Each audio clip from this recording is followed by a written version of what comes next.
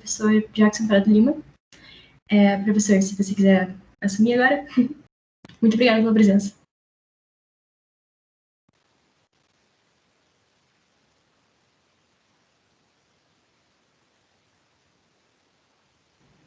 Eu não sei se o professor está falando já, mas não está dando para ouvir, pelo menos eu não estou conseguindo. Estão conseguindo me ouvir agora? Agora foi. Ah, que bom. Bom, olá a todos. Prazer. Quem ainda não me conhece, sou o Jackson.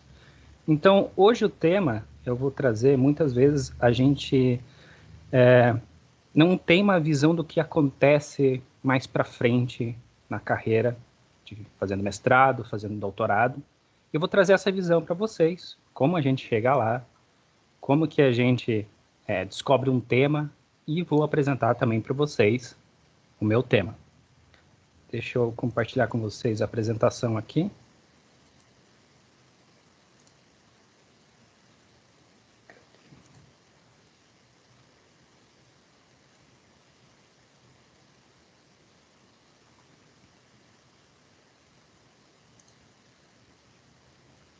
Só um momentinho que o meu computador é um pouco velhinho.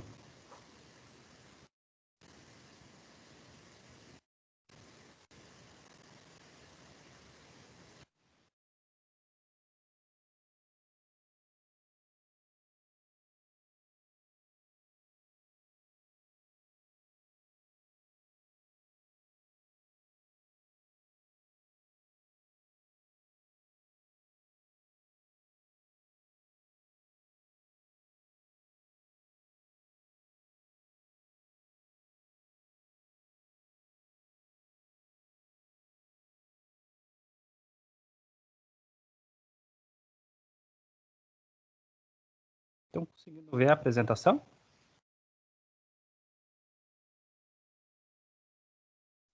Eu acho que parou de apresentar aqui, professor. É para estar no título principal, tá? Não tá mostrando? Espera aí. Computador velhinho é assim. Aqui. Conseguem ver agora? Agora foi, sim. Tá na apresentação principal ou na agenda? Tá numa tela de PowerPoint, sim. No título, né? Isso. Tá ok, então. Perfeito. Então, vamos lá. Só dando uma noção para vocês, eu sou do Departamento de Informática, né? Eu lecionei ano passado e ano retrasado para o pessoal da matemática, em programação, e faço parte do grupo de pesquisa em engenharia de software, que a gente visa melhorar a qualidade do software, certo? Bom, o que eu vou falar então? Vou dar uma introdução sobre os cursos que existem no Brasil, os cursos de especialização. Vou falar um pouco do mestrado, doutorado, rapidamente, para dar uma noção, que às vezes algumas pessoas não estão muito antenadas, né, nesse assunto. Depois eu vou mencionar o processo de seleção, para quem desejar ingressar um dia já ir se preparando. E depois vou falar, eu entrei e agora o que eu faço, né? E no processo da você descobrir o seu tema de doutorado, eu mostro para vocês como eu descobri meu tema de doutorado. Em seguida eu falo de como a gente vai resolvendo e desenvolvendo esse tema. Aí eu mostro para vocês o meu tema de doutorado. Por fim, eu falo sobre as dificuldades que existem na pesquisa e o que vai acontecer depois de a gente terminar esse processo árduo aí do doutorado. Bom, a gente tem que ter em mente que existem dois tipos de especialização, dois tipos de curso no Brasil, da pós-graduação. O conhecido stricto sensu, é o de carreira acadêmica, que a gente conhece, é o mestrado acadêmico, mestrado profissional, doutorado e pós-doutorado. E o lato sensu, que são as tradicionais pós-graduações, que são visadas a gente ter uma especialização em algum assunto. Por exemplo, hoje em dia a gente tem muito data science, eu vou lá e só quero adquirir os conhecimentos sobre isso. Vou lá e faço uma pós-graduação nesse assunto. Bom, o que é o mestrado? Então, ele é um grau acadêmico para formar pesquisador e futuro professor universitário. E também existe o mestrado profissional, que além disso, a formar pesquisador e professor, nos dá uma visão analítica, mas não necessariamente, para quem deseja, acha que só vai seguir uma carreira acadêmica com isso, no mestrado profissional é para pegar toda essa bagagem de formação de pesquisador, esse conhecimento a mais aprofundado em como realizar uma pesquisa, em avançar em melhorias dos produtos em si, onde você estiver trabalhando na indústria, e trazer isso de volta para a indústria. Então, por exemplo, eu estou trabalhando eu sou engenheiro químico, só tenho a graduação, mas dentro da minha empresa, da empresa onde eu trabalho, eles avançam muito com algumas pesquisas diferentes para criar, por exemplo, novos perfumes. Aí eu faço o mestrado profissional porque eu quero ter essa bagagem de conhecimento, mas não necessariamente quero seguir na área como professor. Eu vou lá para avançar as pesquisas de desenvolvimento de produtos. O que é o doutorado? Ele é mais aprofundado na pesquisa do que o mestrado. Se do mestrado, da graduação para o mestrado, a gente tem um aprofundamento em estudos, no doutorado é bem mais. Por quê? Porque o mestrado, em média, leva 2 anos para você fazer.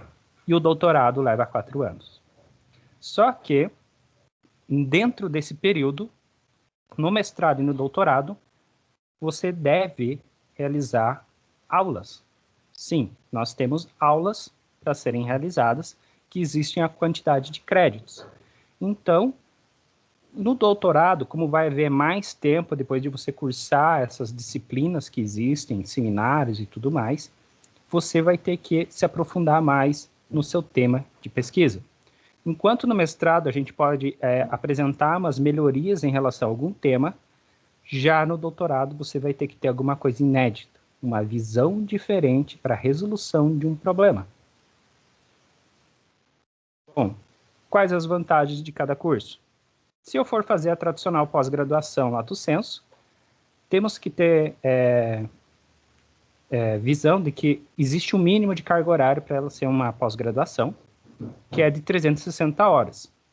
E vai ser alguma coisa que vai ajudar a gente a melhorar o nosso cargo, como eu mencionei, ajudar com demandas de mercado, por exemplo, o data science é alguma coisa nova, muitas pessoas estão trabalhando nesse tema, então é voltado a isso. Já o mestrado é um requisito para a gente atuar na área acadêmica. Para eu poder dar aula para o pessoal da graduação, para uma universidade, o mínimo é mestrado.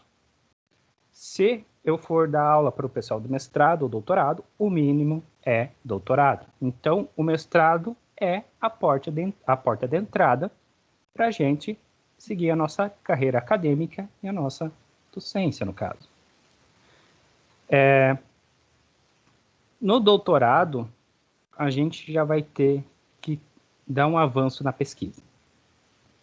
E o doutorado, então, é um compromisso social. De todo aquele tempo que você passou pesquisando, você vai ter que contribuir com a sociedade com alguma coisa. E, como são 4 anos, são vários anos pesquisando, fazendo questionamentos.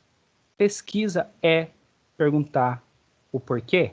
Por que determinada assunto, determinada abordagem, técnica funciona daquela maneira? Você vai testar várias vezes, ou vai ter que provar muitas vezes, se aquilo lá que alguém fez realmente funciona. Você vai replicar pesquisa de algumas pessoas, para você poder comparar, para você poder melhorar, para você poder inventar alguma coisa nova. E sim, durante o doutorado a gente vai errar mais do que a gente vai acertar, porque é errando que a gente se acerta. A gente vai passar muito tempo escrevendo artigos. Quando eu falo em artigos, não pensem que mestrado e doutorado, você vai ter que, vou ter que fazer um artigo por mês. Não, quantidade não é qualidade. Durante todo o meu mestrado e doutorado, até hoje, só no mestrado e doutorado, fiz 8 publicações. Isso parece para alguns muito, dependendo da área, para outros poucos. Dependendo da área de pesquisa, muito mais teórica, muito mais prática, você tem como fazer mais publicações. Para quê? Para disseminar possíveis soluções para a indústria, para a sociedade. Por exemplo, pesquisando, a gente pode encontrar a vacina de um vírus que pode estar causando uma pandemia. Como que a gente vai poder fazer isso? Pesquisando. Se vocês acompanharam o começo da pandemia, das notícias que foram correndo, houve um boom de pessoas publicando. Por quê?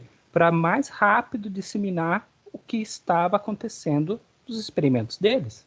Se estavam tendo bons resultados ou resultados ruins. Para que a gente pudesse resolver o problema de uma forma mais rápida. Bom, isso é mestrado e doutorado. Mestrado, você vai ter 2 anos, metade desse tempo você vai passar estudando e outra metade realizando sua pesquisa. E no doutorado, 1 ano para estudo, 3 anos para pesquisa. Mas como que eu faço para entrar nisso daí? Como que é o processo de seleção? Bom, se vocês querem fazer o mestrado ou o doutorado, vocês, mesmo estando de um curso, por exemplo, a matemática, e vocês quiserem fazer computação, não existe nenhum problema. Vocês só vão precisar saber qual área que vocês querem seguir em frente.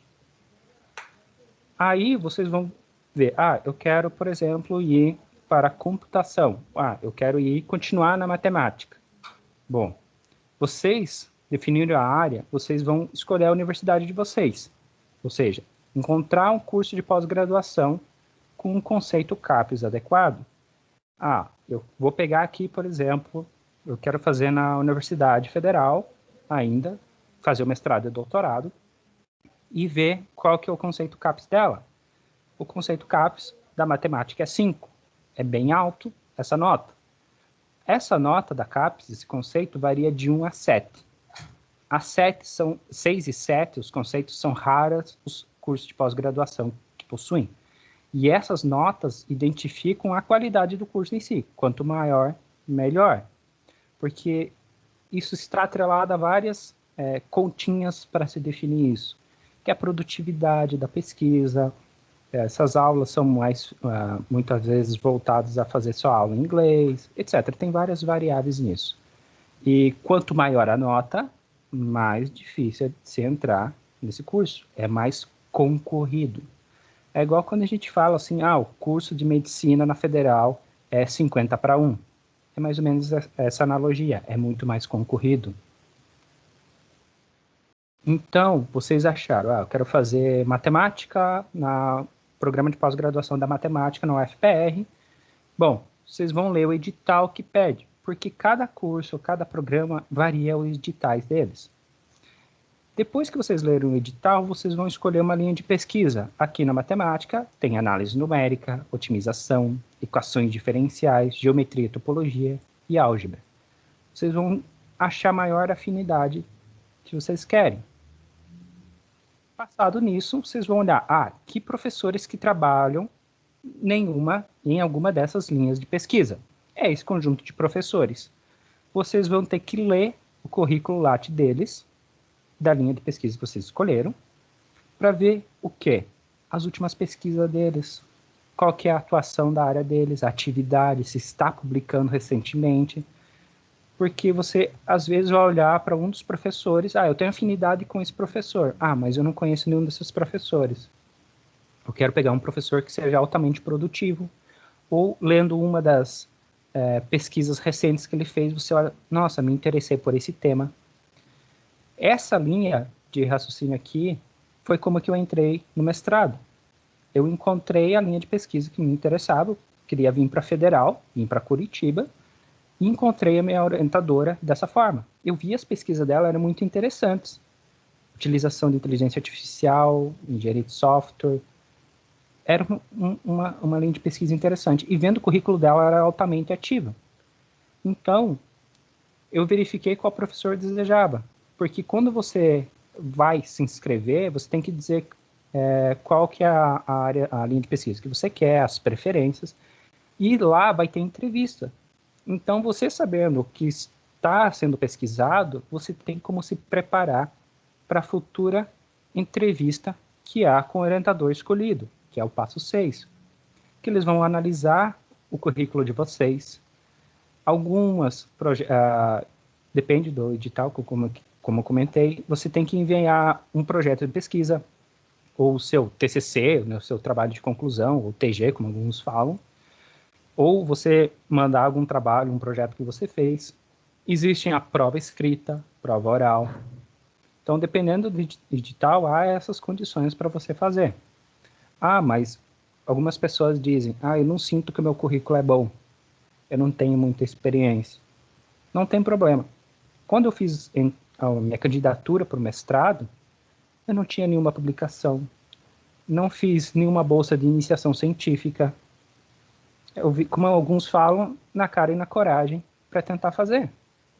50% de chance que não vai dar certo. Basta conquistar os outros 50%. A entrevista com o orientador é que conta bastante também. Se você chegar nessa etapa, você conversando com o orientador, explicando, é quando que você consegue realmente demonstrar o seu conhecimento ou demonstrar o seu interesse para fazer aquela linha de pesquisa com aquele orientador escolhido. E algumas dúvidas que surgem. Posso fazer doutorado direto, ou seja, sair da graduação e já fazer um doutorado? Pode. Depende do programa de pós-graduação, eles aceitam. Existe uma, como a gente fala, entrevista, todo um processo ali que é rígido para ver se você tem condições de sair da graduação direto ao doutorado. É bom? É ruim? Depende da situação, depende da pessoa. A ideia do mestrado é te formar, deixar mais preparado, porque são só 2 anos. Doutorado são 4. E se você seguir toda essa linha, você fazer 4 anos de graduação, 2 anos de mestrado, 4 anos de doutorado, são 10 anos estudando. Então, existe um peso nisso daí. Por isso que vocês, se um dia pensarem, desejo fazer o doutorado direto, vocês têm que pensar se vocês realmente querem realizar pesquisa. O mestrado prepara muito bem vocês para isso, para ver se vocês realmente querem seguir ou não. Mas quero fazer em totalmente outra área. Posso fazer? Depende do programa, eles aceitam. Áreas correlatas, por exemplo, engenharias, porque se você mudar de um curso para o outro, pode ter dificuldade. Você entender alguns conceitos. Por exemplo, se vocês saírem da graduação e tentarem fazer mestrado em informática, conceitos de computação, vamos dizer, formatação de computador, inteligência artificial, alguns conceitos básicos, vocês não vão ter. É ruim? Claro. É difícil? É um impedimento? Não, não é. Tudo requer paciência. Você não sabe? Você consegue aprender. Você está no mestrado para isso. Teve um exemplo de uma moça que eu conheci, que ela fez graduação em marketing, mestrado em economia, doutorado em informática. E ela se formou, teve as suas dificuldades, mas ela conseguiu sanar elas. Apenas artigos publicados contam? Bom, não. No doutorado, a gente acaba olhando mais para a sua carreira acadêmica, né? Mas isso não quer dizer que isso é alguma coisa que te impeça, que o pessoal sempre fala, tem que publicar. Não. Depois eu mostro para vocês, cada publicação tem uma aferição de qualis, a qualidade da onde você vai publicar. Então, quantidade não é qualidade. Outra, às vezes você pode, em alguns programas de pós-graduação, eles verificam outras coisas, como iniciação científica, da matemática, Olimpíada Brasileira de Matemática, os prêmios lá, as conquistas. Existem mais coisas além disso. Na informática, por exemplo, existe um vestibular para o mestrado, doutorado, que é para conseguir bolsas ou melhorar a sua posição no processo de seleção de mestrado e doutorado, que existe todo como vestibular, todo um resumo de graduação e tudo mais, que auxilia, mas isso não é impeditivo, como eu falei. Eu não publico muito, busco fazer os artigos mais redondinhos para onde a gente escolhe, de um lugar mais interessante. E isso não impediu de eu conseguir entrar no mestrado, conseguir entrar no doutorado. E até mesmo, que depois eu vou comentar com vocês, de um doutorado de sanduíche fora do país. São passos que têm que ser seguidos, então não se preocupem com isso. Quais são os requisitos? Bom, esse é o processo de seleção, expliquei para vocês. Como que eu faço para me formar no mestrado, me formar no doutorado? Vocês vão ter que fazer disciplina, como eu já comentei. São créditos em disciplina. Por exemplo, uma disciplina tem 4 créditos, outra tem 2, e você tem que formar um total de créditos, às vezes 30, 36, 18, depende se é mestrado, doutorado. Essas disciplinas são bem mais aprofundadas do que a graduação. Graduação, você vai ver uma visão geral, às vezes um tema lá, depois você vai ver, é como se você visse o carro. Bom, no mestrado você vai ver como o carro funciona lá por dentro. E no doutorado são, dependendo das disciplinas, como montar e desmontar o motor do carro. Mais ou menos nessa analogia. Claro, depende da disciplina. Participação em seminários, assim como a gente está tendo um seminário aqui, promovido pelo PET, há os seminários na pós-graduação. Vocês podem assistir, não sei como que é o da matemática, mas da pós-graduação na informática, a gente tem, não é tão restritivo, porque a gente tinha uma área boa para o pessoal entrar, só ficar como visitante e ver. Tem que ver como que está as condições. Aí, existe a aprovação no exame de qualificação. Esse exame de qualificação é como um pré-projeto do seu trabalho de conclusão de curso, TCC, TG. Você vai defender numa banca para que o seu tema seja aprovado, ou seja, a sua ideia seja aprovada, e você continue pesquisando no restante do seu mestrado, no restante do seu doutorado. E, principalmente, para pegar um feedback da banca sobre novas direções. Às vezes você encontra pessoas da banca que elas têm um conhecimento muito aprofundado no que você está fazendo e já te dá uns caminhos das pedras ali para você melhorar a sua pesquisa. Proficiência em uma segunda língua. Nos mestrado, doutorado, eles pedem que você seja, dependendo do curso, saiba outro idioma além do seu idioma, seu primeiro idioma. Por exemplo, no Brasil, o português. Então, em alguns programas de pós-graduação, como a informática, a segunda língua que eles requerem é o inglês. E dependendo do programa, no doutorado, no caso, já é uma terceira língua que eles pedem. Espanhol, francês, por exemplo, você já tem que saber algum outro idioma ali. Mas, no caso da informática, um exemplo, a gente só precisa do inglês, tanto no mestrado quanto no doutorado. Enquanto no mestrado a gente precisa de uma suficiência, no doutorado você precisa de uma proficiência. É tipo TOEFL. Você vai ter que ter esses exames que provem que você sabe falar, conversar, escrever, ouvir em inglês. Então depende do curso que vocês vão fazer, vocês já tem que ter uma noção disso daí, ou seja, para quem quiser começar a usar o Duolingo e praticar, fica a dica. Aprovação da defesa de dissertação e tese. No final, você vai ter que apresentar a sua pesquisa. No mestrado, a sua dissertação, no doutorado, a sua tese. Tem diferença de quantidade de páginas para um para outro? Não. Depende da área, depende do seu tema, depende do quanto que você vai dar de profundidade. Tem algumas pessoas que gostam de escrever tudo sobre a área, fazer aquelas teses de 400 páginas. Tem outros que preferem ser mais sucintos, fazem 100, 150 páginas. Que quando você vai escrevendo, você vai se divertindo, você vai gostando de explicar, dar detalhe, montar gráfico, montar tabela. Então, não se preocupem na quantidade quando vocês forem fazer sua dissertação, sua tese. E alguns lugares pedem prática docente, ou seja, você, junto com o seu orientador, você fazer um estágio de como se dá aula, no caso, né? Já que mestrado e doutorado, os que não são do profissional, eles tentam te mostrar uma visão de como que é dar aula, né? sua iniciação à docência. E no doutorado, em alguns programas, você precisa fazer um doutorado sanduíche, que é o quê? É fazer um estágio fora do seu programa de doutorado em algum outro lugar. Por exemplo, estou aqui na UFPR e vou fazer um doutorado sanduíche de 6 meses com um professor lá na USP.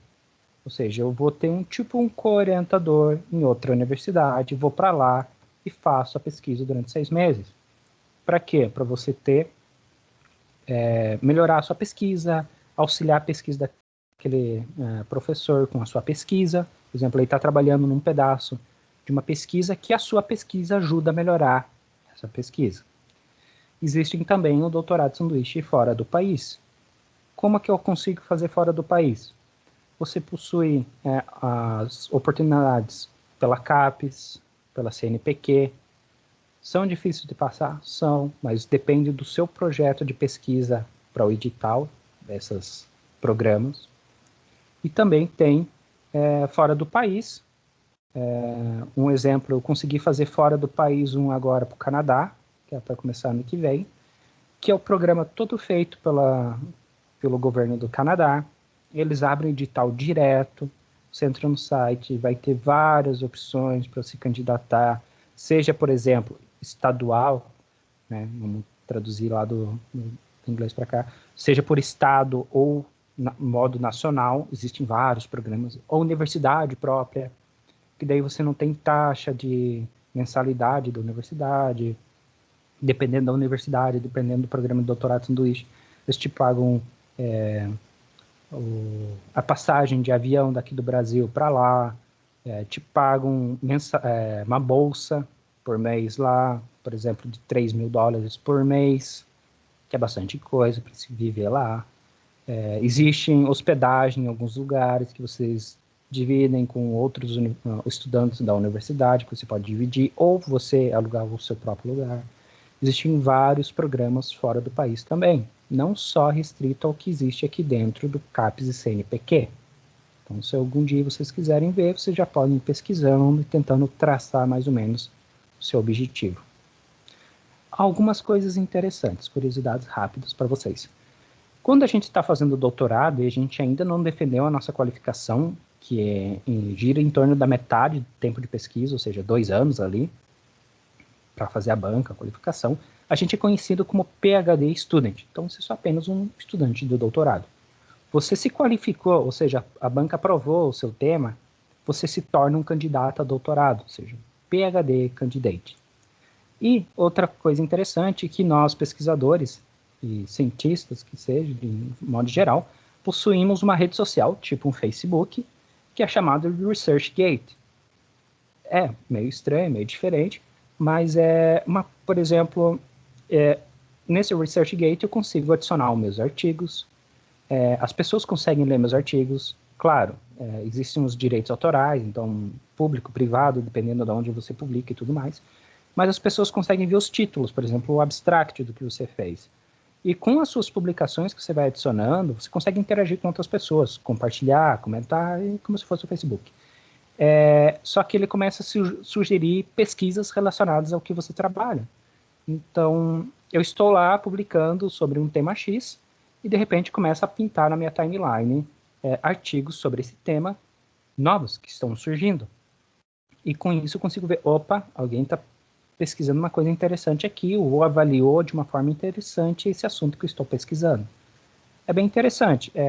Vocês, não sei se agora está liberado, mas antigamente a gente fazia o cadastro usando o e-mail da universidade. Não tem problema. Quem não é pesquisador, cientista, tendo e-mail universitário, eu creio que dá para fazer. Fica a dica. É uma coisa bem interessante. Tem bastante professores da Federal. Você consegue ver bastante o que as pessoas estão pesquisando, que ainda nem foi publicado ainda. Bem interessante. E principalmente que também tem questões de debate, por exemplo, eu quero fazer um teste estatístico, para quem já fez a estatística aí. Existe esse tipo de teste aqui, X, e tem esse teste aqui, Y, qual é melhor para esse problema aqui? Aí as pessoas geram debates ali e trocam ideias para melhorar a pesquisa. Fica uma coisa bem interessante de se ver. Bom, fiz o meu processo de seleção lá, tudo mais. Passei, eu entrei. E agora, o que acontece? Estou nervoso, não sei como funciona. Então, direto das trincheiras. Quando a gente entra, é frequente isso. Pessoalmente também aconteceu comigo. Você entra e já pensa, meu Deus, o que é que o tema que eu vou fazer? Porque quando você faz o processo de seleção, você manda seu pré-projeto para tentar fazer no processo de seleção ali, ser aceito e tal, muitas vezes o teu orientador vai olhar assim, interessante, mas a gente não vai trabalhar com isso, a gente vai trabalhar com alguma outra coisa. Aí você pensa, o que eu vou fazer? Meu Deus, é um tema diferente, não consigo, preciso pesquisar, eu vou me afundar em todos os artigos que eu encontrar da área aqui para ver se eu encontro algum tema interessante, meu Deus. Bom, de começo, os orientadores sempre falam, calma, você já fez a disciplina, você entrou agora, faz a disciplina, não se preocupe. Porque você vai ter as disciplinas, várias disciplinas, seminários, e você já entrar e tentar pensar em um tema não dá certo, porque você não tem experiência ainda sobre os assuntos. E você não tem uma cabeça livre. Você vai estar saturado da disciplina. E muitas disciplinas requerem muito esforço para você concluir elas. Por experiência própria, dizendo para vocês, no doutorado eu quase reprovei uma disciplina. E dependendo do programa de pós, você reprovar em uma disciplina, se você está recebendo bolsa de mestrado, doutorado, para quem quiser saber, bolsa de mestrado é 1.500, doutorado 2.200, que desde 2013 é o mesmo valor, então não muda. Se você reprova uma vez, você perde, no caso do programa de informática, você perde a bolsa. Segunda reprovação em disciplina, você é desligado do programa. Então, estou no mestrado, estou fazendo disciplina, é a última disciplina que você vai fazer, ou no doutorado, no meu caso, era a última disciplina que eu estava fazendo, e eu quase reprovei nessa disciplina. Ainda bem que o professor tinha esquecido de lançar a minha nota correta. Mas eu passei muito tempo, gastei muito tempo na disciplina para estudar. Então, até o orientador vai conversar contigo, sempre vai trocar uma ideia. Como você vai passar muito tempo, vocês vão conversar bastante. E ele sempre vai sugerir, calma, faz a disciplina, depois a gente vê. Que não dá para fazer várias coisas ao mesmo tempo, né? A gente é humano. Aí você precisa definir um tema. Eu estou com as disciplinas em dia, ou minhas disciplinas estão simples, estão tranquilas de fazer, do meu ponto de vista, por exemplo. Primeira coisa que você faz é conversar com o orientador, porque ele já está há muitos anos trabalhando na área ou na linha de pesquisa que você está, que você acaba de entrar. Você não precisa sugerir um tema novo. Você vai trocando ideia com ele. E muitas vezes ele te dá uma sugestão, vamos trabalhar para esse caminho aqui ou para aquele caminho lá. No meu caso, a minha orientadora, ela queria trabalhar com teste de regressão, que é toda vez quando um desenvolvimento de software, o pessoal está lá programando e editou um arquivo, salvou, ou seja, gerou uma nova versão, você roda todos os testes para garantir que não tem falhas, né? Isso é o teste de regressão, é retestar todo o meu sistema, meu código, meu programinha, meu aplicativo, para garantir que nada deu nenhum problema. E ela falou, eu quero trabalhar com isso. Eu quero que você ache o seu tema.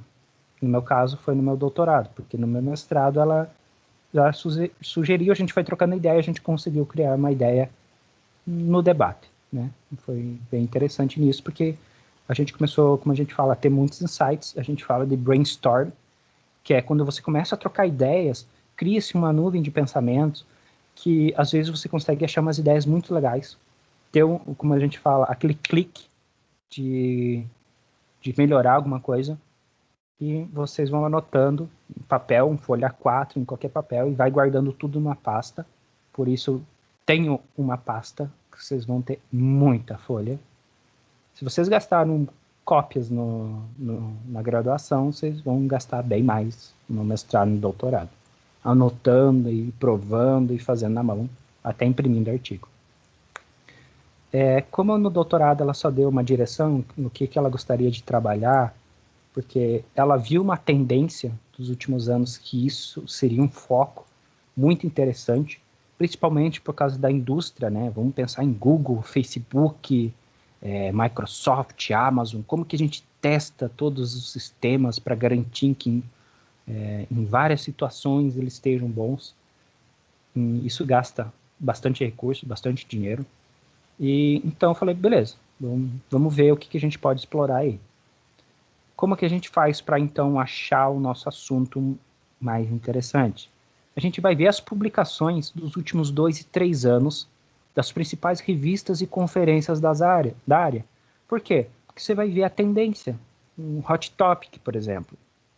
Aí você vai definir um ponto de partida com o que você quer trabalhar com determinado assunto. Por exemplo, eu vi recentemente, nos últimos 2, 3 anos, que eu estava lendo os artigos e vendo, que estavam falando muito de ambientes de integração contínua. O que é ambientes de integração contínua? Bom, ele é um exemplo, digamos que existem desenvolvedores, né, estão programando nos notebooks deles. Igual o meu, assim, que é velhinho, não dá conta de testar um sistema do Facebook, por exemplo. Mas eu estou editando o código ali que tem do Facebook. Aí eles clicam para salvar, ou seja, de versão tal. Ele manda lá para as nuvens, né? Essa versão, porque é tudo nas nuvens. Lá nas nuvens, um computador vai ficar observando quando o código é alterado, ou seja, uma nova versão é feita.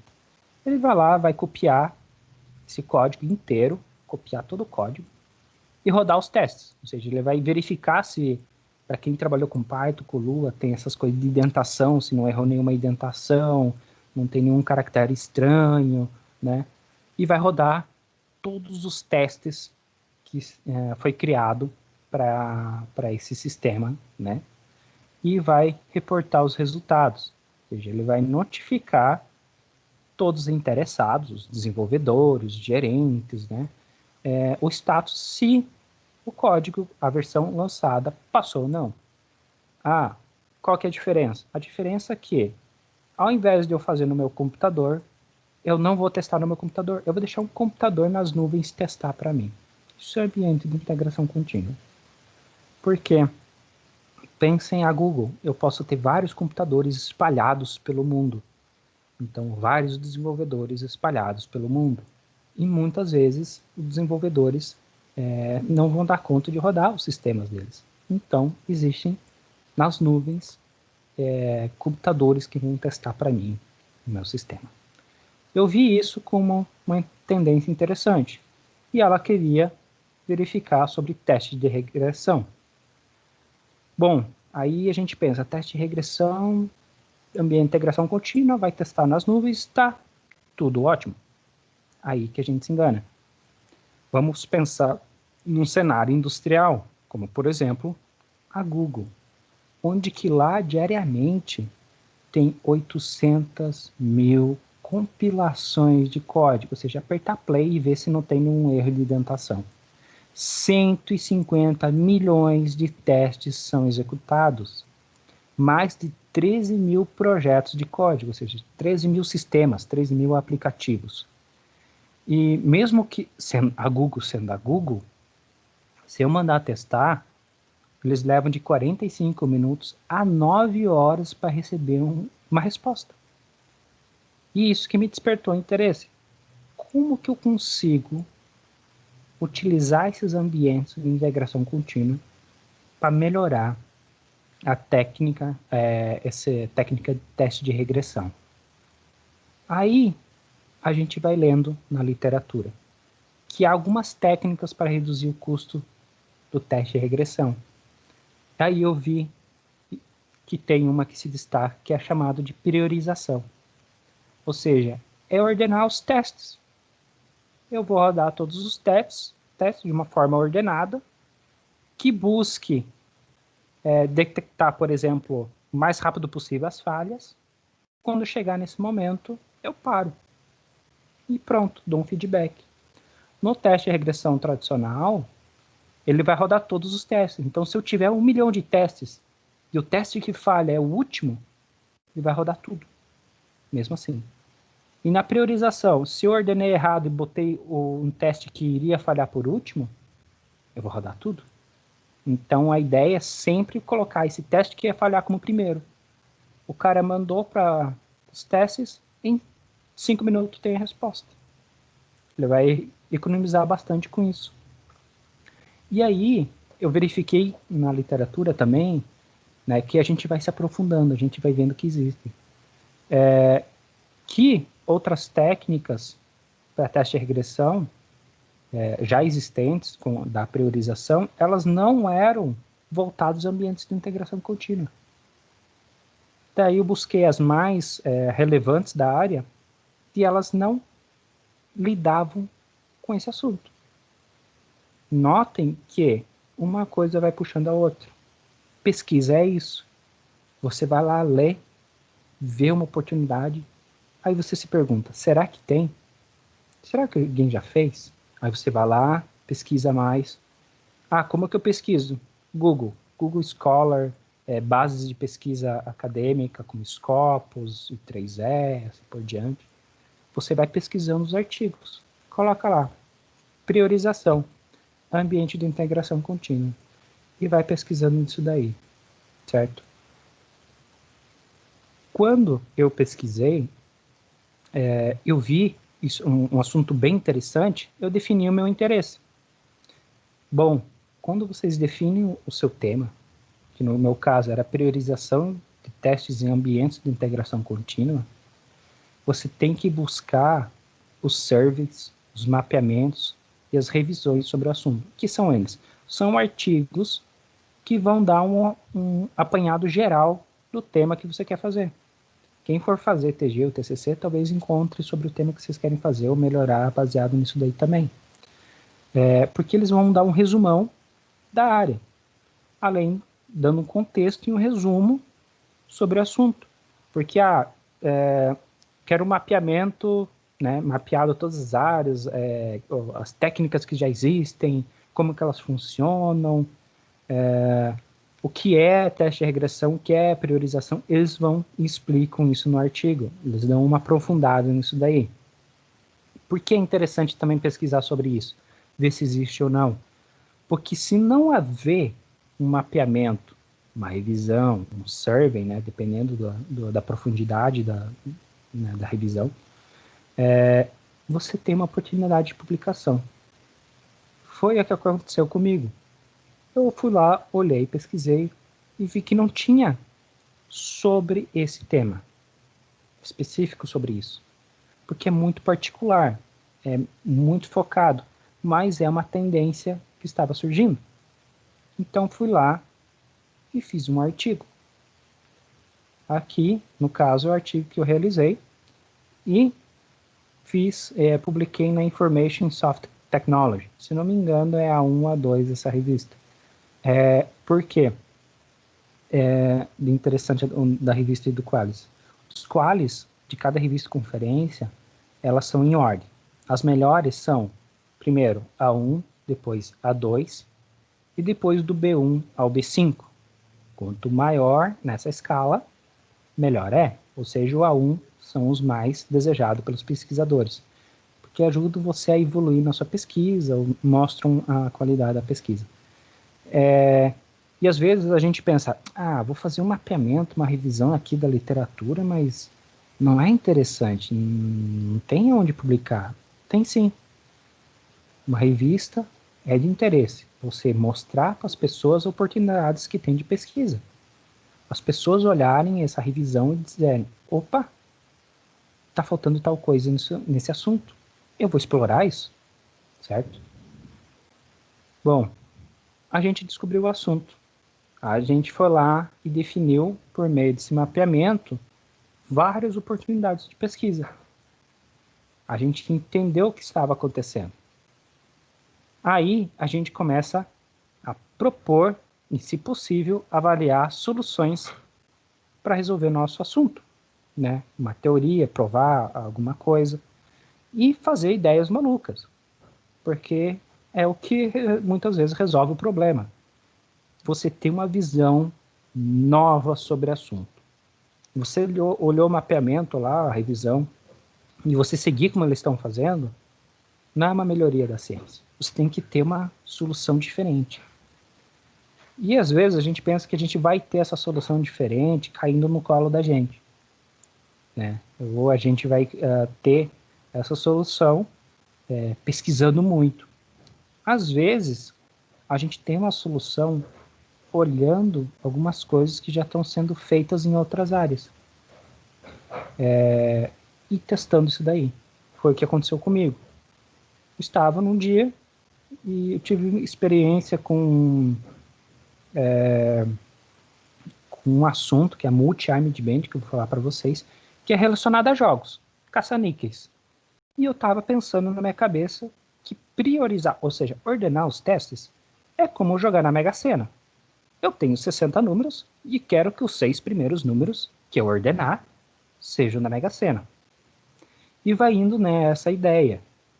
Parece um pouco bizarro para pensar dessa forma, mas foi uma ideia maluca que eu tive, que quem mexeu com Python, Lua, sempre pensou, se eu fazer alguma coisa, eu consigo ganhar dinheiro no mercado financeiro, bitcoins, criptomoedas, uma coisa que faz automático para mim, eu consigo ganhar dinheiro. E foi mais ou menos nessa ideia. Ou seja, do nada, você se vê pensando e, às vezes, você consegue definir uma possível solução. Maluca. Até mesmo a minha orientadora e a professora que trabalhava com isso, a profundidade nesse tema, ela falou que era uma coisa que ela nunca tinha visto e achou interessante, uma coisa totalmente de um ponto de vista diferente. Como eu falei, ideias malucas podem trazer ótimas soluções. E aí, em cima do tema, a gente não foca apenas, vou usar essa solução. Você tem que focar mais. E se essa solução não funcionar, e o que eu posso, se funcionar, como que eu posso melhorar? Aí você vai se organizando nesse meio tempo. Primeiro eu vou ver se funciona. Se não funcionar, vou ver aonde que ele falhou, ou errei, e eu vou melhorando dessa forma. E isso, quando vocês fazerem a qualificação, a banca vai ajudar a melhorar o seu trabalho. Até mesmo essa professora que trabalhou mais da onde eu tirei essa ideia de caça-níqueis e tudo mais, que é de focada em inteligência artificial, ela deu bastante direções novas para seguir em frente, que é uma outra coisa que ela já tinha aprendido, tinha visto uma tendência, certo? E as publicações? É importante eu publicar enquanto? Sim, no caso, elas vão surgindo com o tempo. Eu não tinha planejado publicar um mapeamento, surgiu uma oportunidade de publicação. Você vai lá, faz uma publicação. Mas isso agregou muito mais à visão da literatura. Foi uma consequência geral ao artigo. Como eu falei, só tenho, por enquanto, em 6 anos, 8 artigos publicados. Não é muito. Mas agora vai sair do doutorado no final, está saindo soluções. Sim, mas quando você faz uma coisa que você deseja ser publicado em alto nível, ou seja, naqueles qualis A1, A2, uma ótima revista, você acaba deixando o trabalho mais redondinho, mais bonito para lá, ou seja, você não acaba, como existe no Brasil, picotando a sua pesquisa. Você diz, não, quero publicar tudo aqui e ser aceito de uma vez, do que picotar a sua pesquisa e não ser aceito. Então, pense que publicações, vai com calma, você vai conseguir fazer sobre o seu tema de pesquisa, ou muitas vezes você vai fazer com o seu grupo de pesquisa. Numa disciplina do mestrado, doutorado, quando o professor pede um trabalho final, você consegue trabalhar e linkar com a sua pesquisa. Uma coisa interessante, talvez até mesmo o orientador peça, olha, você está fazendo aprendizagem de máquina. Seria interessante se a gente trabalhasse com grafos ou trabalhasse com um tema X para fazer tal coisa. Não tem e eu achei interessante. Aí você faz, tem umas coisas, uns resultados bons e você consegue publicar. Foi o que aconteceu comigo numa disciplina que eu consegui publicar um artigo. No mestrado foi assim. E às vezes a ideia é boa. você consegue publicar num lugar muito bom. Existe uma coisa, um mito muito grande, que é o primeiro autor que conta do artigo. O primeiro nome que está lá é o cara, dono do artigo, o restante da direita não conta nada. Ou é só um autor secundário, né? Não tem nada a ver isso daí. Primeira coisa que eu digo, não se preocupe. Existem muitas revistas e muitas universidades que, quando você faz o seu currículo, eles perguntam o que você contribuiu no artigo. E você diz, eu fiz isso, isso, isso. Eu fiz a análise, fiz o desenvolvimento do tema. Por exemplo, se vocês conhecem o LaTeX, você criar o documento, ou seja, eu vou montar o documento para escrever meu artigo, quem geralmente vai montar todo o esqueleto lá, acaba colocando o nome dele como primeiro, né? Ele que vai cuidar de submeter, vai ler, vai ter que dar um cuidadinho a mais, mas não quer dizer que ele é o dono da pesquisa. A gente às vezes faz em alguns grupos de pesquisa, onde que o primeiro é o cara que vai ter que submeter e cuidar tudo desse esqueleto, arrumar os errinhos, corrigir em inglês melhor, ter mais essa atenção. O segundo é o cara que vai desenvolver toda a técnica. O terceiro é o orientador, por exemplo. Não existe uma ordem. Como eu comentei, eu passei por doutorado de sanduíche no Canadá. Eles não quiseram saber se eu era o primeiro autor. Eles perguntaram, quais são os seus artigos e o que você fez em cada artigo? Para realmente saber se eu trabalhei no artigo ou não. Se eu não fui aquele cara que foi lá e escreveu um parágrafo no artigo e meu nome está junto. Que existem aqueles artigos que a gente chama de time de futebol, que são vários autores. Aí sim tem uma dificuldade de ver o que cada autor contribuiu, né? Por isso que hoje em dia as revistas e as conferências estão pedindo que você detalhe o que cada um fez, né? Então não se preocupe. Teu nome está no artigo, você trabalhou por artigo, teu nome está lá, é o que importa. Se você fazer algum concurso público ou ir tentar fazer uma vaga para doutorado, mestrado, doutorado sanduíche, você é professor na universidade fora do país, seu nome está no artigo, você também fez aquele artigo, né? Dependendo do lugar, só explicar o que fez. Ao publicar em conferências e revista, verificar o qualis. Por quê? Assim como o conceito CAPES do curso, ele vai garantir a qualidade de onde você vai publicar.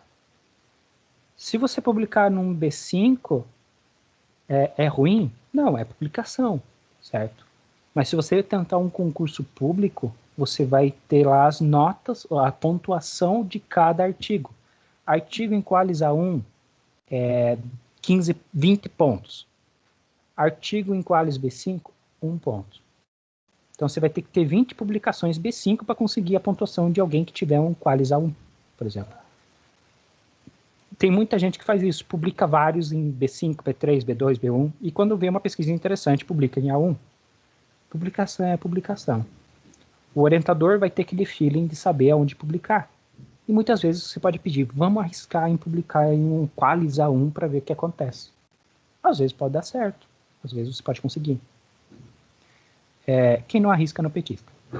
Conferência ou revista, qual é o melhor? As conferências são voltadas para quem está iniciando na pesquisa, para você estar iniciando em algum assunto, você está pesquisando sobre o tema, você consegue trabalhar, e muitas vezes são 12 páginas, 10 páginas de conferência, enquanto de revistas tem muito mais páginas em algumas revistas. Só que lá fora, o pessoal valoriza muito mais revista.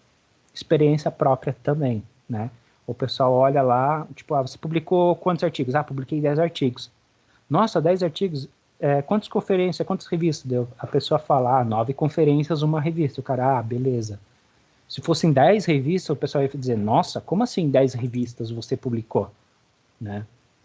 Isso é diferença, é um impacto muito grande, até mesmo no concurso. Por exemplo, conferência, um artigo A1 valeria 10 pontos, um artigo A1 de revista valeria 20 pontos. Dependendo do edital, há uma diferença, uma discrepância grande, em alguns lugares colocam a mesma pontuação. Mas é muito mais valorizado internacionalmente você ter revistas. Conferência, praticamente, é um lugar onde você, digamos, vai ter uma conferência sobre o assunto engenharia de software, lá no Rio de Janeiro. É um lugar onde você vai apresentar o seu artigo, você vai ter que pagar inscrição, você vai ter que fazer você vai ter que estar lá, né? Na pandemia, hoje em dia, a gente está fazendo tudo online. Revista, você submete o artigo, depois tem aquela volta ao artigo, você revisa, manda de volta, todos esses passos, mas você não tem lugar para você apresentar. Se o artigo for aceito, ele é hospedado online e pronto. Então, por isso que é muito mais atrativo hoje em dia revistas, né? Conferência, você acaba indo, trocando muito, fazendo muito network. Por isso que é interessante. Eu quero ver alguém quero fazer doutorado. Estou no mestrado, publiquei numa conferência super importante. Tem um professor que eu tenho interesse, ele é lá da Alemanha. Vai lá, ele vai estar na conferência, ele vai palestrar. Vai lá, troca uma ideia, tem um jantar dessas conferências. Vai lá e faz um networking. Ele vai te conhecer, quando você se candidatar, vai dar boa. Por quê? Novamente, experiência própria. Eu conversei com um professor lá da Inglaterra, Mark Harman, e ele, digamos que falou em em teste de software, ele é o nome da área. É o Steve Jobs da área, né? Mark Zuckerberg da área. Um nome altamente famoso. Muito inteligente. Eu conheci ele, conversamos e tudo mais, e eu me candidatei para ir lá fazer doutorado lá. Não deu certo porque quando eu me candidatei, no meio do processo em candidatura e saída de resultado, ele foi contratado pelo Facebook. Mas eu já conheço ele. A gente conversa, e é aquele bem assim, né? Não esquece de adicionar no Facebook, interagir, curtir as fotos deles. Porque é bom sempre ser lembrado.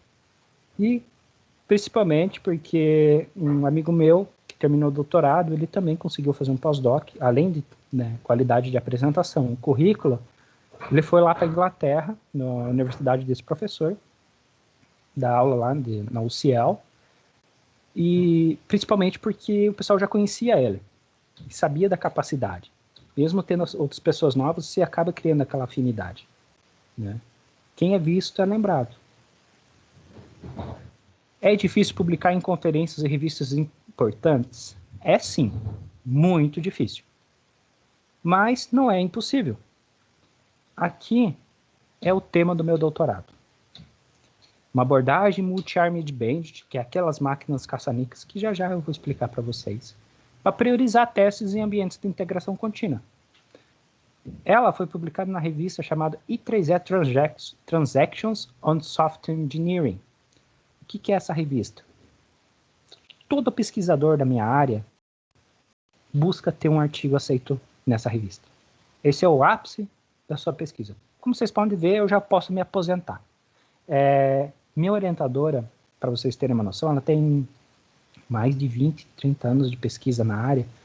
Ela nunca tinha um artigo aceito aqui. E ela tinha receio de submeter, né? E eu propus para ela, vamos tentar?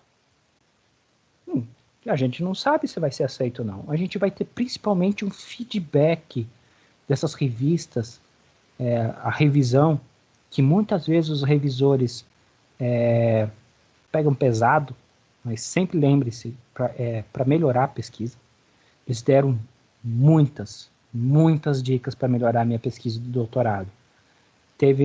Claro, sempre vai ter às vezes aquele revisor que só quer saber de bater no trabalho, não ajudar. Acontece. No Facebook tem um grupo chamado que o revisor 2 deve ser parado. Tem ótimos memes sobre pesquisa. Mas claro que vai melhorar a sua pesquisa. E propondo para ela, para a gente tentar e arriscar, a gente conseguiu publicar nessa revista. Ou seja, como eu mencionei anteriormente, quem não arrisca, não petisca. Não desanimem, sempre tentem. Ah, mas não tenho vontade, vou publicar lá. Tudo bem, sua pesquisa, você decide qual é o melhor. Antes que eu esqueça, aquele mapeamento aqui, ó, eu tive feito um mapeamento similar, um mapeamento do meu mestrado sobre assunto do meu mestrado, não sobre esse tema. Minha orientadora queria publicar numa conferência B5, mas aí vai a parte de vocês de melhorar o assunto, botarem gráficos, detalharem, criarem como se fosse o My Precious, né? O precioso artigo de vocês. Eu deixar coloridinho, umas tabelas interessantes. Minha orientadora mudou do B5 para a gente submeter numa revista A2 e foi aprovado. Tá entre as revistas top tiers que a gente fala da minha área, que são as tops, aí top da área. Por isso que às vezes parte também de nós, da gente conseguir dar uma cara bonita. Não é só tudo cheio de algo nebuloso, mas você deixar o artigo bonito. Dica, revisores, eles costumam olhar o artigo da gente, primeiro as tabelas, as imagens, as figuras, vendo a apresentação do artigo, se está bem estruturado. Como a gente tem aquele pessoal que vai na banca e diz, sua introdução aqui foi nessa parte, mas esse capítulo aqui tinha que ser antes e depois. É mais ou menos assim. Você deixar de uma forma bem bonita para você entregar.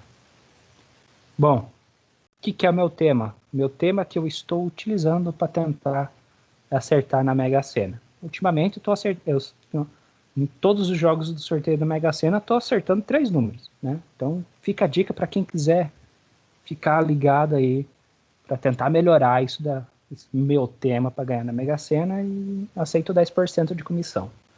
Vamos lá. A abordagem é Multi-Armed Bandit, né? Eu vou explicar para vocês o que é Multi-Armed Bandit, que eu chamo de Coleman, Combinatorial Volatile Multi-Armed Bandit. O que é Multi-Armed Bandit? Bom, os problemas de Multi-Armed Bandit, eles são voltados a uma decisão sequencial entre eu explorar alguma coisa ou eu intensificar alguma coisa. Ela surgiu lá com os caça-níqueis, que é quando uma pessoa ficava na frente de várias máquinas caça-níqueis e ficava puxando os braços de cada máquina caça-níquel. Então, às vezes, uma máquina dava mais recompensa do que a outra, um ganho. Então, a pessoa ficava lá, vou ficar nessa máquina aqui. Putz, ela reduziu meu ganho. Vou explorar uma outra máquina. Nessa mesma analogia, ao invés de estar em frente de várias máquinas, eu posso estar em frente de uma única máquina e essa máquina ter várias alavancas, né? Vários braços, e eu puxo cada um deles. É a mesma analogia. Então eu peguei essa ideia. Em cada turno, Multi-Armed Bandit, eu vou escolher um braço e eu vou ter uma recompensa, certo? Então a ideia é o quê? Maximizar essas recompensas. Maximizar o acúmulo. Escolhendo sabiamente quais braços em cada alavanca que eu vou buscar. O que é isso? Isso vem de um dilema chamado exploração e intensificação. Eu continuo indo ao meu mesmo restaurante que eu vou, ou exploro uma nova opção. É tipo quando a gente abre o iFood, o Uber Eats, você fica, quero comer alguma coisa. Eu gosto muito de um X, um hambúrguer, que nessa restaurante aqui eles fazem muito bem. Eu gosto muito desse hambúrguer. Aí você sempre pede lá, porque você nunca se decepcionou lá. O hambúrguer vem bom. Aí você olha outro restaurante, mas esse hambúrguer aqui, o que tem um pouquinho mais para baixo? Você vê outro restaurante. Opa, uma coisa interessante. É um outro tipo de hambúrguer, feito com outras coisas. Te chamou a atenção. Então você vai explorar isso daí ou não? Isso, de você saber em continuar a intensificar ou explorar uma opção nova, é o que a gente chama de política. Ele é a nossa regra de decisão. Ele, em cada turno, ele vai definir qual braço da máquina caça-níquel a gente vai escolher. Baseado em quê? Nas observações anteriores de recompensas e quais braços que a gente escolheu. Quantas vezes cada braço da máquina caça-níquel a gente escolheu. Existem várias políticas. Primeira coisa que a gente tem que saber. É uma área bem vasta, multi-armed band.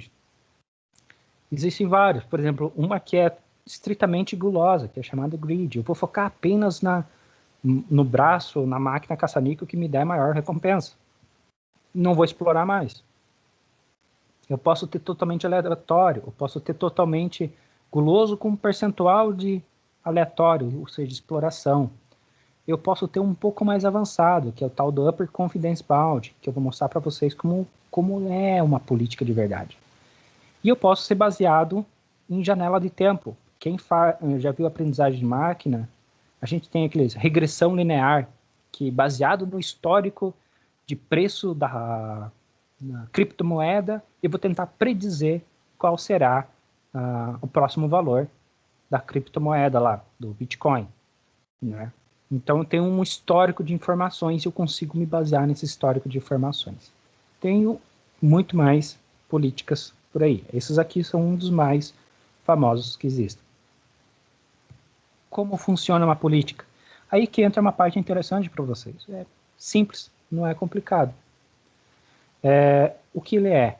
Se vocês olharem, eu tenho selecione, esse aqui é o CB, né? Selecione AT, ou seja, selecione um braço, o melhor braço no caso, em algum tempo que eu estou fazendo, ou seja, estou testando agora, estou testando depois, nesse momento, no momento depois, no momento seguido. Digamos que eu estou no sorteio da Mega Sena agora 2000, aí eu vou para o próximo turno, que é o 2001 e assim por diante.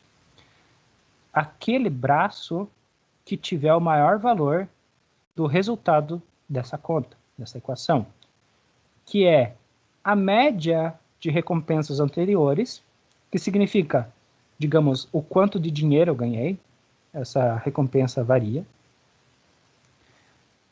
Número de vezes, essa segunda parte da multiplicação à direita é quantidade de vezes que foi aplicado o braço, ou seja, ICN, ou seja, eu faço uma conta de exploração aqui, ou seja, se eu estou intensificando demais, baseado na média de recompensa, versus o quanto eu já utilizei dele.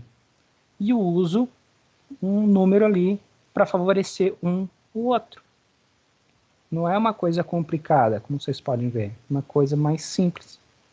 Dá para fazer essa conta na mão, baseado usando uma tabela de valores e assim do lado. Então, olhando para isso, eu olhei e vi, bom, nos testes, eu vou ter um histórico de informações dos testes que mostraram algum problema no meu software e outros não. E eu vou poder, como as pessoas vão criando os novos testes ou deletando testes, enquanto que a gente vai lançando novas versões dos aplicativos, né? Eu vou conseguir explorar novos testes e intensificar nos testes que eu já estou tendo bons resultados, ou seja, que está mostrando falhas. O objetivo aqui é mostrar falhas, né? Se passar, tudo bem, mas a ideia é mostrar falhas. E aí foi a ideia de criar o Kuleman. Lá, o Kuleman,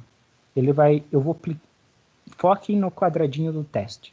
Depois da pessoa compilar o código, ou seja, criou um executável, eu vou rodar os testes, eu vou pegar tudo aquele conjunto T de testes e aplicar em alguma política de multi-armed band. Ele vai ordenar esse conjunto e vou mandar executar. E de lá eu vou ter um feedback dessas informações e saber qual cada caso de teste que falhou ou não. Com isso eu vou poder atribuir as minhas recompensas e armazenar isso como histórico. E toda vez que alguém for lançar uma nova versão, eu rodo a minha técnica, usando uma política de multi-armed band, para ordenar os testes. Mas é aí que entra um ponto interessante. Multi-armed band, tradicionalmente, ele só pega o melhor em cada momento. Mas o que ele faz em cada momento? Ele não avalia todos os braços para trazer o maior? É o que ele faz. A única coisa que eu fiz foi ordenar essa avaliação. Ou seja, o mais bem avaliado, depois o segundo, e assim por diante. E para lidar com os testes que somem de uma versão para outra, eu apenas olho para aqueles testes que existem. E com isso, eu gerei uma nova técnica para minha área. E essa técnica foi o que resultou naquele artigo na revista super importante. Então a ideia, a junção, claro, tem alguns detalhes, um ponto que eu não entrei para não ficar complicado, mas foi assim. Foi tendo a visão, fazendo alterações e mexendo para conseguir resolver o problema. E hoje, essa minha técnica é o estado da arte na minha área, ou seja, é ela que provê os melhores resultados para resolver o meu problema. De uma continuidade, verificando oportunidades e vendo com outros professores. Bom, a gente conseguiu desenvolver o tema. Existe algum problema que pode ter? Existe. Alguém publicar o seu tema de pesquisa é um ponto principal que pode acontecer muito frequente. Por quê? Porque você está lá pesquisando, às vezes leva muito tempo para você preparar e ter os resultados, ou você conseguir terminar de escrever, ou você enviou e alguém está fazendo, teve o artigo aceito você nesse meio tempo. O que aconteceu comigo, que não foi igual ao que eu fiz, mas o cara usou uma técnica para analisar imagens e usou multi-armed band. Na área de engenharia de software, ninguém tinha usado ainda essas técnicas de multi-armed band. Isso deu um para baixo? Deu. Aí que entra o papel também do orientador de reanimar e mostrar as diferenças que dá para... É inovador ainda o seu trabalho. Mas existem de publicar o tema muito frequentemente. Eu estava fazendo um tema agora, usando IA para resolver esse problema também, para depois comparar com o meu tema de doutorado, e o pessoal acaba de publicar o artigo com o que eu estava fazendo, para não dizer igual ao que eu estava pesquisando. Coincidência, a gente tem 8 bilhões de pessoas no mundo, alguém pode ter uma ideia parecida com a sua, mas não tem que desanimar. Você tem que mostrar as diferenças e melhorar o trabalho. Resultados ruins não são tão ruins assim, eles são bons também, e você pode publicar. Por quê? Porque mostrar um resultado ruim é mostrar um direcionamento que não deve ser tomado por outro pesquisador. E economiza tempo de futuras pesquisas. Se as pessoas utilizassem, não mostrassem análises para resolver o Covid-19, por exemplo, tal medicamento não é bom por causa disso, disso, disso. É um resultado ruim. Você não conseguiu provar que o seu medicamento é melhor, mas também você mostrou que medicamentos que não são adequados. Você mostrou qual direção não ser tomada para que não haja uma insistência em determinado assunto. Outra coisa que pode dificultar na pesquisa é a saúde mental, que muitas vezes acaba em intervenção médica. Por quê? Como vai avançando a graduação, mestrado, doutorado, a gravidade aumenta, que a gente fala. Acaba pesando muito mais. Tenho colegas que já tomaram, foram em psicólogo e outros, né, especialistas, porque você sofre com muita pressão, né? Não a pressão que as outras pessoas impõem em você, mas em você que põe em você mesmo. Porque você quer fazer uma pesquisa, você está lá no doutorado porque você quer trazer alguma coisa interessante. E quando você vê, às vezes, um outro tema, ou você está sobrecarregado com muita coisa, porque a gente não é full time, ou seja, todo o tempo no doutorado, a gente tem uma vida também. Às vezes acontece alguma coisa com um familiar, aconteceu alguma coisa que o seu dia não foi bom, e isso acaba pesando, porque são 4 anos. Se a gente se estressa em 4 anos de graduação, imagine quando a gente está completando 10 anos de estudos, lá com 4 anos de doutorado, né, que você quer carreira. Muitas vezes tem relacionamentos, casamentos, filhos. Às vezes a pessoa não emenda todos o mestrado e doutorado junto, mas vai fazer quando está com 40 anos. Também, a pessoa também sofre um pouco mais com a saúde mental. Por isso eu digo para vocês, se vocês desejarem fazer, não se preocupem, não façam as palavras que o pessoal fala, estude enquanto eles dormem. Né? Foi uma coisa que eu vi na timeline de hoje. Pode dormir sim, dorme bastante, porque sua cabeça descansada é bem melhor para estudar. Não tenho tempo, se organiza, tira um descanso. Exemplo prático, quando a gente podia ir na Federal, eu ia de manhã, chegava em casa às 6h30, eu já ordenava tudo que eu já tinha feito no dia. 8 horas da noite, eu abria meu joguinho e ia jogar até as 9, 10 horas da noite. E depois ia dormir até amanhã cedo. Ou eu jogava às vezes, é sexta-feira, vou jogar até as 3 da manhã. E a pesquisa? A pesquisa tá ali e não vai sair do lugar. Porque vocês têm que saber que a cabeça de vocês tem que estar descansada também. Em qualquer momento, principalmente agora que a gente está em pandemia, a gente sofre com isso? Sofre. Mas é muito bom que a gente possa tirar o nosso tempo. Depois que não tiver mais pandemia, ir para algum restaurante, comer, conversar, jogar futebol, fazer qualquer outro esporte, corrida, natação, jogar xadrez, jogar aqueles RPG, qualquer coisa que desligue um pouco vocês. Muitas vezes, até mesmo a minha orientadora falava, tira essa semana para você, descansa, não vê nada, desliga totalmente, para você voltar renovado e voltar com carga total, motivado, porque 4 anos, ou seja, todo o tempo de pesquisa, vocês já vão ter uma noção quando vocês fazerem o mestrado. O doutorado são 4 anos, às vezes você pode ficar muito tempo cansado com isso. E isso, às vezes, é prejudicial, né? Vai atrapalhar a intervenção médica. Por isso, vai com calma, tem tempo, são 4 anos. Mas eu preciso de resultado, eu preciso publicar e tudo mais. Calma, tudo tem seu tempo, né? Vai sair com algum tema, não vai às vezes sair totalmente 100% redondo na qualificação, mas você vai conseguir consertar durante o tempo. Mas não consegui terminar meu doutorado da forma que eu queria? Sem problema. Você pode publicar depois. Não precisa publicar já. Vocês conseguem levar o tempo de vocês. E por fim, né, terminando, eu sei que está muito tempo, eu gosto de falar, muito tempo em pandemia sem poder falar, acabo falando bastante. E depois, o que acontece? Depois que vocês terminaram o mestrado ou doutorado, no caso, vocês vão poder lecionar, ou até mesmo durante o doutorado, como professor substituto. O que é a ideia do professor substituto? É a ideia de vocês, sem precisar passar num concurso, ou passar por meio de um processo de seleção para poder dar aula.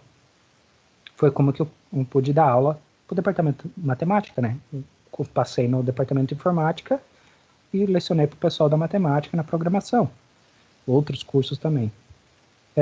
O que eu posso fazer depois? Se especializar em um tema por meio do pós-doutorado. Para quem quiser saber, bolsa de pós-doutorado é 4.400. Pós-doutorado não é titulação. A última titulação é doutorado. Não existe pós-doutor. É só um curso de especialização. Você vai lá, vou fazer um pós-doutorado. Ok, mas não é titulação. É mestrado, doutorado e acabou. Certo? Aí são como se fossem as pós-graduações. Você vai se especializar. Pode ser, por exemplo, você passou num concurso público. Mas agora eu já estou 5 anos aqui, queria fazer uma coisa um pouco mais de diversidade. Vou lá e faz um pós-doutorado, 2 anos, 1 ano, com outro professor. No caso é 1 ano, com outro professor fora do país, por exemplo. Você pode seguir como pesquisador mesmo, que aqui no Brasil, para ser pesquisador, você acaba necessitando ser professor na universidade, né? Não tem muito carreira de pesquisador puro aqui no país. Aí é seguir nessas ideias. Bom, sei que foi bastante, falei bastante. Espero que tenha sanado bastante dúvidas, porque quando eu estava na graduação, eu não tinha essa visão de como que era o doutorado. Eu tinha... acabava tendo a visão que o doutorado estava lá distante. Não sabia como funcionava. E nem tinha muito expectativa para isso. Então, por experiência própria, de uma pessoa que não tinha currículo, venho de uma cidade do interior, ou seja, se vocês pensam que o conhecimento de vocês não é o suficiente, não desacreditem em vocês. Acreditem que vocês conseguem e vocês vão conseguir. Vocês têm que tentar, pelo menos. Se vocês desejarem, claro, seguir na carreira de mestrado, doutorado ou especialização. Só lembre-se que vai ser árduo, porque nada é fácil. Mas o que vai trazer de conhecimento para vocês é muito grande. A forma de pensar muda muito. A forma como eu pensava na minha graduação, não só pela idade que vai A gente vai avançando na idade, mas a gente muda muito a visão de mundo, muda muito a visão que você tem sobre as coisas. Porque quando você vai pesquisando, lendo, isso vai te agregando muita forma, muitas coisas. Então, é isso. Muito obrigado. Muito obrigada, professor, pela conversa. Foi assim, nossa, para mim foi muito bom. Tem algumas perguntas que estão no chat, já que não sei se elas foram respondidas. Aí dá para começar por lá. Ah, tá. Oi, pessoal. Tô vendo aqui. Agora sim, agora sim, agora sim. Em que situação específica é melhor fazer o doutorado ou antes do mestrado?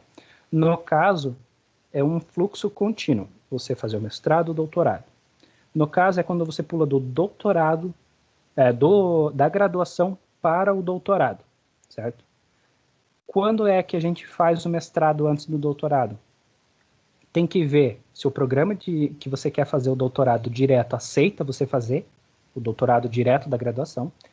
Se não, é quando você não se sente confiante se você realmente quer fazer algo que você vai passar mais 4 anos estudando. Pesquisa é minha área, eu quero fazer isso, e se eu não gostar, bom, é 2 anos. 1 ano você vai passar fazendo as disciplinas, vai trazer bastante conhecimento, tanto por tua carreira, se você quiser fazer alguma outra coisa, como um profissional de uma indústria, por exemplo, e você vai estar muito mais sólido para conseguir conduzir sua pesquisa. Porque no mestrado, o seu orientador vai te apoiar bastante, ou seja, é como se você fosse o filho dele.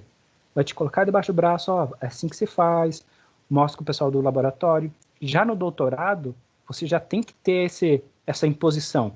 Você quer pesquisar, você vai ter muito mais independência. Um exemplo, minha orientadora, ela não pede as coisas para mim. Ela fala, ó, a gente tem que fazer um artigo para tal lugar. Ela não me cobra. Mas eu sei que eu tenho que fazer isso. Se eu não tivesse essa bagagem que eu tive no mestrado, eu estaria muito mais inseguro e ia ter muito mais dificuldade. Então, o mestrado te prepara, certo? Tem gente que já fez iniciação científica na graduação, já faz bastante tempo, já participou dos PETs, já fez muita pesquisa, gosta da área, é isso que eu quero fazer. Consegue fazer o doutorado? Tenta. Você vai economizar 2 anos. E o pessoal olha bastante com bons olhos, o pessoal que consegue terminar esse doutorado. Vai ter uma dificuldade? Vai, mas não é impossível, certo? Deixa eu ver aqui. A questão é, para eu saber qual o segundo idioma de proficiência pedido com antecedência, tem que consultar o departamento do curso da universidade que eu tenho interesse ou é de outro jeito? Bom, cada programa de pós-graduação, no processo de seleção, eles identificam os idiomas que eles querem. Muitas vezes no site, tanto no site do PPG, do Pós-Graduação em Matemática, eles têm no site os requisitos, né? Requisito de mestrado, requisito de doutorado. Lá já vai dizer, ó, mestrado é inglês, por exemplo. Doutorado vai ter uma terceira língua, você pode fazer, se eu não me engano, era francês, italiano, espanhol e alemão, do pessoal da matemática. Então tá lá com os requisitos que tem, certo?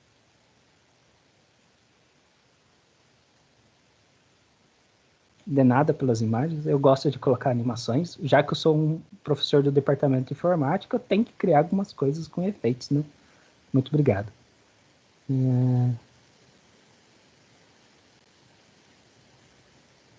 Para lecionar na universidade precisa fazer pesquisa? Isso é bem interessante. Existe uma coisa que você quer melhorar o seu programa de pós-graduação. Por exemplo, eu quero ser só professor de graduação. Não tem problema. Existem muitos lugares que você vai lá e faz somente dando aula. Você vai fechar a sua carga horária para lecionar apenas. Porque dentro da universidade você tem tarefas administrativas, o professor que vai ser do setor ali, tudo mais, tem as reitorias, outras coisas. E quando você é um professor que você dá aula para as turmas de mestrado e doutorado, e eu tenho orientandos de mestrado e doutorado, você vai querer fazer artigos. Para quê? Para melhorar a tua universidade. Porque melhorando a universidade, mais pessoas vão querer fazer ali o curso. O que acontece é que às vezes os cursos vão se esvaziando. Por quê? Porque às vezes os cursos não melhoram, eles param no tempo. Eu percebi muito isso quando eu fiz a minha graduação. Fechava 45 alunos, mas aí o pessoal se desanimava, porque não tinha aquele fomento, aquela forma de mostrar, não, vocês sabem o peso que a nome da Federal tem no mundo? Está entre as 12 maiores universidades do país, se não me engano, é a 7ª, alguma coisa assim, estava no índice. Porque ela tem um peso muito grande, ela publica, então o pessoal se sente atraído em entrar nessa universidade. Tem a Oxford, lá os professores publicam muito e dão muita aula. Você tem essa vontade de estar lá, você quer participar desse grupo, mas nada te impede de apenas lecionar, porque às vezes a pessoa não se sente confortável em pesquisar, ou está cansada mesmo de pesquisar. Estou pesquisando aqui há 15, 20 anos, os meus temas aqui não tem nada que avance, eu não quero publicar. Aí você não vai orientar mais alunos de mestrado, doutorado, você vai trabalhar apenas com a graduação. Porque no mestrado e doutorado, para eu poder terminar o mestrado e doutorado, você tem que ter submetido ou aprovado artigos. No mestrado, submetido, no doutorado, aprovado artigo com o seu tema. Então, você acaba, consequentemente, se tornando pesquisador nesses momentos. Ok?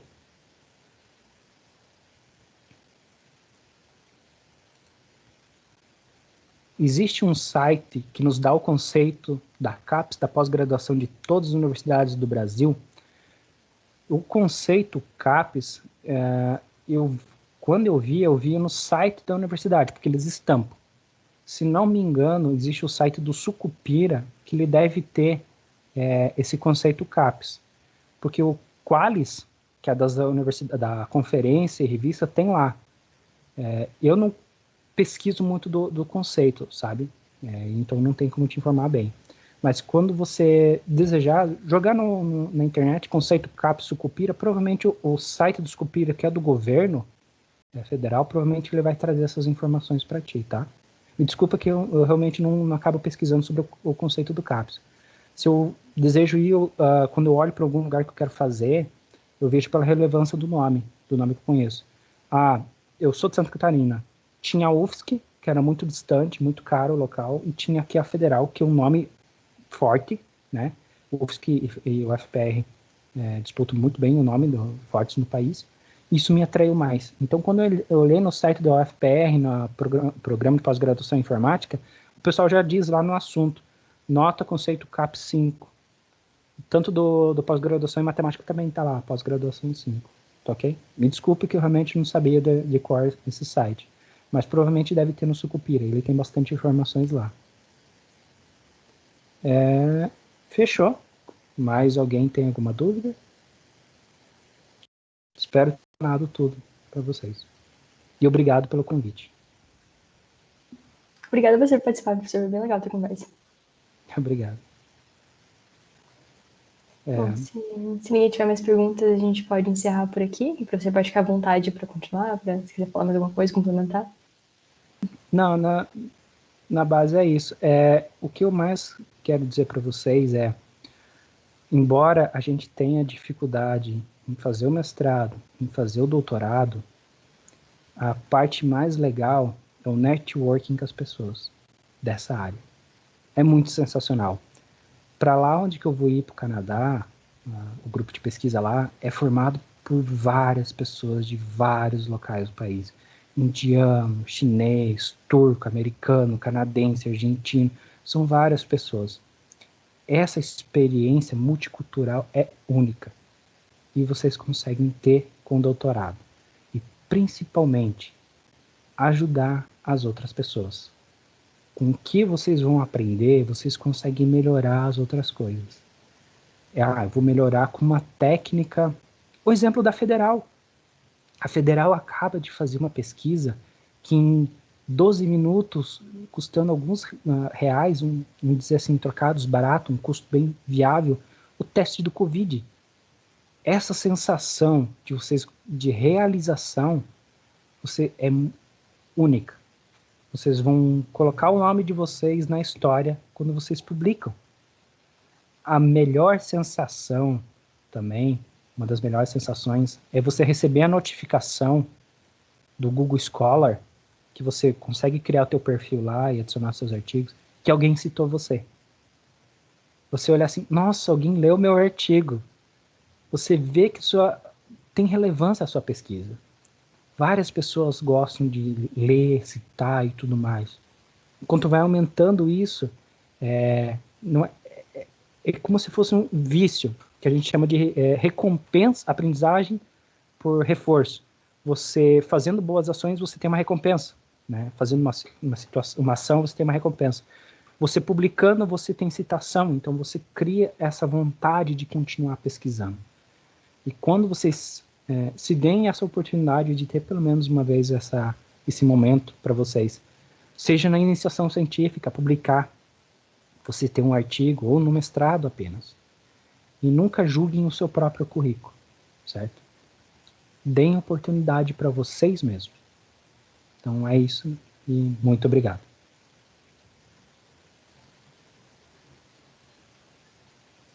E muito obrigado pelas parabenizações aqui no chat. Eu agradeço bastante, de coração. E muita saudade de vocês. Obrigado.